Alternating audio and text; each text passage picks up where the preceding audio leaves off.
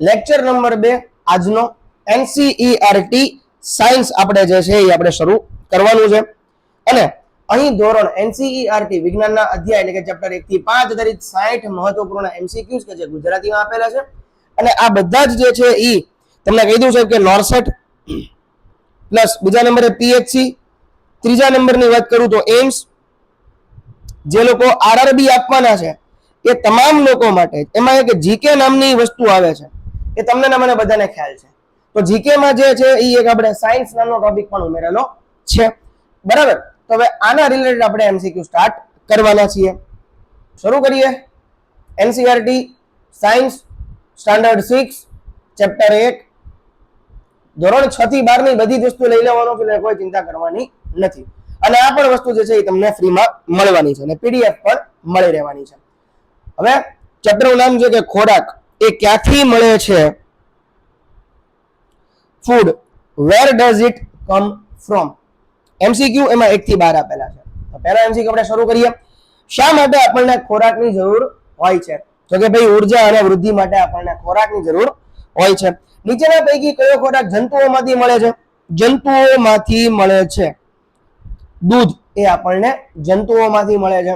જંતુ બોલે તો એનિમલ્સ, બરાબર. અહીંયા એનસીઈઆરટી માં છે, બરાબર. દિલ્હીનું આખું છે તો અમુક વર્ડ જે છે એ એના રિલેટેડ આપેલા છે એટલા માટે અહીંયા બાજુમાં ક્લેરિફિકેશન હું આપતો જાઉં છું. બટ ઓબ્વિયસ દૂધ આપણને એનિમલ માંથી એટલે કે ગાય અને ભેંસમાંથી મળે છે.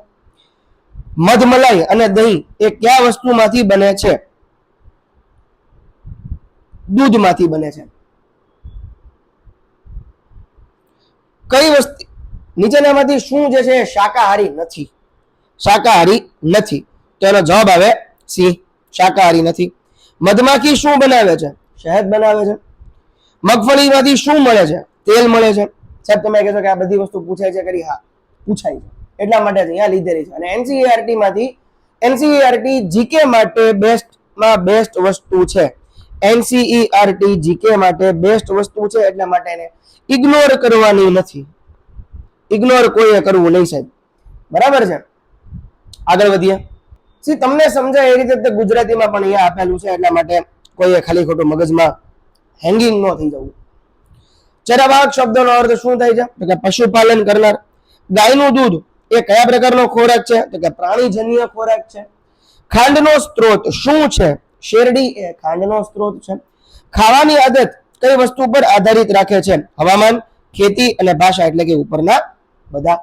નીચેના પૈકી કયું પ્રાણી બંને વસ્તુ ખાય છે? વનસ્પતિ ખાય ને પ્રાણી ખાય? તો કે મનુષ્ય, એટલે કે ઈ વેજીટેરિયન અને નોન વેજીટેરિયન બંને છે. પલાળેલા ચણામાંથી શું થાય છે? પલાળેલા ચણા શું થાય? તો કે ગંધ આવે, ફૂલે, પીળા પડે કે ઓછી ઉર્જા આપે? તો કે ભાઈ ફૂલી જાય છે. અધ્યાય 2 છોડોથી મેળવતા ખોરાક એટલે કે કોમ્પોનન્ટ્સ ઓફ ફૂડ, એમાં એમસીક્યુ 13 થી 24. કયા છોડનો ભાગ આપણે શાક તરીકે ખાઈએ છીએ? પાન એટલે કે મેથી. દાળમાંથી આપણને શું મળે છે? પ્રોટીન મળે છે. કોણ શરીરને ઉર્જા આપે છે? કાર્બોહાઈડ્રેટ. આ એમસીક્યુ બધાએ મેક્સિમમ 2 થી 4 વાર વાંચવા. કોણ પાચન શક્તિ વધારવાનું કામ કરે છે? તો કે રેશા. દૂધમાં વધુ પ્રમાણમાં શું હોય છે? પ્રોટીન હોય છે. વિટામિન એ ક્યાંથી મળે છે? ગાજરમાંથી મળે છે. શારીરિક વિકાસ માટે શું જરૂરી છે? શારીરિક વિકાસ માટે પ્રોટીન જરૂરી છે. કોણ પાચન તંત્રને સાફ રાખે છે? કોષ્ટક. ખાવાનું બેલેન્સ્ડ હોવું એ શું ધરાવે છે? અથવા તો શું દર્શાવે છે? બધા પોષક તત્વો ધરાવતો ખોરાક. ત્વચા અને આંખ માટે ફાયદાકારક શું છે? Vitamin A. વિટામિન ડી કઈ રીતે મળે છે? ધૂપમાંથી. ઉર્જા માટે કયું જરૂરી તત્વ છે? તો કે કાર્બોહાઈડ્રેટ. હવે આવી ગયા આપણે અધ્યાય 3 તંતુઓથી વસ્ત્ર સુધી, ફાઈબર ટુ ફેબ્રિક. એમાં એમસીક્યુ 25 થી 36. કપાસ ક્યાંથી મળે છે? છોડમાંથી મળે છે. રેશમ કોના દ્વારા મળતો પદાર્થ છે? તો કે રેશમ કીટ દ્વારા. કીટક. ખાદ્ય ઉપજ કોના પરથી વધે છે? જમીનના ખોરાકથી ખાદ્ય ઉપજ વધે છે. કોણ પ્રાકૃતિક તંતુ છે? પ્રાકૃતિક તંતુ કપાસ. રોઈમાંથી એટલે કે રૂમાંથી, રોઈ નથી, રૂ છે, રૂઈ. રૂમાંથી શું બનાવાય છે? તો કે કાપડ બને છે. કયું તંતુ પ્રાણીજન્ય છે? તો કે રેશમ એ પ્રાણીજન્ય છે, કેમ કે ઈ કીટકોમાંથી બને છે. વસ્ત્ર બનાવવાની પ્રાથમિક ક્રિયા શું છે? તો કે સૂત કટાઈ. પાલવ પર મળતા વસ્ત્રનું નામ શું છે? ખાદી. તંતુનું વર્ગીકરણ કેટલા પ્રકારમાં થાય છે? 2 પ્રકારમાં થાય છે. રેશમ કીટના કોષમાં શું હોય છે? તો કે રેશમના તંતુ હોય છે. પશુઓમાંથી મળતો તંતુ કયો છે?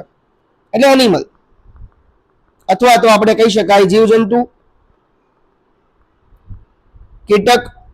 એનો જવાબ આવે રેશમ. સૂત કટાઈ માટે શું વપરાય છે? તો કે વણાટ મશીન વપરાય છે.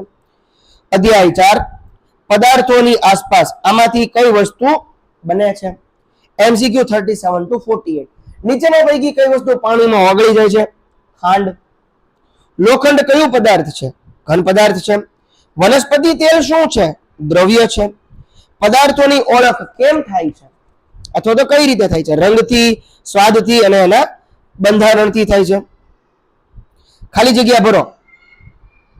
પાણી એ શું છે? ઘન છે, દ્રવ્ય છે, વાયુ છે કે ધૂળ છે? તો કે જવાબ આવશે દ્રવ. રબર એ શું છે? તો કે કુદરતી પદાર્થ છે. ઘન પદાર્થના ઉદાહરણ આપો. કાચ. ઓગાળવાની પ્રક્રિયાને શું કહેવાય? દ્રાવણ. ચોખા શું છે? ઘન. હવામાંથી કયું પદાર્થ મળે છે? ઓક્સિજન. કયો પદાર્થ દ્રાવક છે? પાણી. ગેસ કઈ રીતે ભરાય છે? તો કે સિલિન્ડર માંથી ભરાય છે. બંધ બટનથી, નળથી, વાસણથી. તમને પૂછાય કે સાહેબ આવા સવાલ પૂછાય છે? NCERT છે, કઈ પણ પૂછાઈ શકે છે. જીકે છે, કઈ પણ વસ્તુ પૂછાઈ શકે છે. અને તમામ સબ્જેક્ટ જે છે એ NCERT માં હું લેવાનો છું. સાયન્સ હોય, હિસ્ટ્રી હોય, પોલિટી હોય, બરાબર છે. પંચાયતી રાજ હોય, પંચાયતી રાજમાંથી પણ ગયા વખતે ક્વેશ્ચન નર્સિંગમાં પૂછાયા હતા. અધ્યાય 5, અલગ અલગ પદાર્થોને અલગ કરવા. MCQ number 49 to 60. પદાર્થોને અલગ કરવી તો એને શું કહેવાય? પદાર્થોને અલગ કરવું એને વિભાજન કહેવાય. પાણીમાંથી પથ્થર કેવી રીતે અલગ કરી શકાય? તો કે પાણીમાંથી પથ્થર હાથથી અલગ કરી શકાય. પીગાડીને, ફિલ્ટરથી કે ઓગાળીને કરી શકાતું નથી. ઓગળેલી ખાંડને પાણીમાંથી કેવી રીતે કાઢી શકાય? તો કે ગરમ કરીને કાઢી શકાય. દૂધમાંથી માખી કેવી રીતે કાઢી શકાય? તો કે ફિલ્ટરથી કાઢી શકાય. પાણી અને તેલને કેવી રીતે અલગ કરી શકાય? તો કે છટણી વડે અલગ કરી શકાય છે. રેતી અને પાણીને કેવી રીતે અલગ કરીએ? ફિલ્ટરેશન વડે. ચૂર્ણને પાણીમાંથી કેવી રીતે કાઢી શકાય? ફિલ્ટરેશન દ્વારા અલગ કરી શકાય. કયો પદાર્થ ને ઓગાળવું મુશ્કેલ છે? લોખંડને ઓગાળવું મુશ્કેલ છે. હા, એટલે એના ગેસ કટરો તો ઓગળી જાય, પણ એને મુશ્કેલ છે. પાણીમાંથી ચૂનો કઈ રીતે અલગ કરી શકે છે? ફિલ્ટરથી અલગ કરી શકે છે. સૂકા પદાર્થોને જુદું પાડવું એ શું છે? તો કે છટણી કરવી. પદાર્થોને અલગ કરવાનો મુખ્ય હેતુ શું છે? ઉપયોગ માટે યોગ્ય બનાવવો. કઈ પદ્ધતિ ઓગળેલા પદાર્થ માટે યોગ્ય નથી? બાષ્પીભવન એ ઓગળેલા પદાર્થ માટે યોગ્ય નથી. તો આશા રાખું છું કે આ તમને 60 MCQ પણ સમજાયા હશે. આ બધી વસ્તુ NCERT બેઝ છે, બરાબર છે. તો કોઈએ ટેન્શન લેવાની જરૂર નથી. તમને MCQ પણ PDF માં મળી જશે. આશા રાખું છું કે બંને લેક્ચર આપે જોયા હશે અને ટૂંક જ સમયમાં આની PDF હું રજૂ કરી દઈશ. Thank you.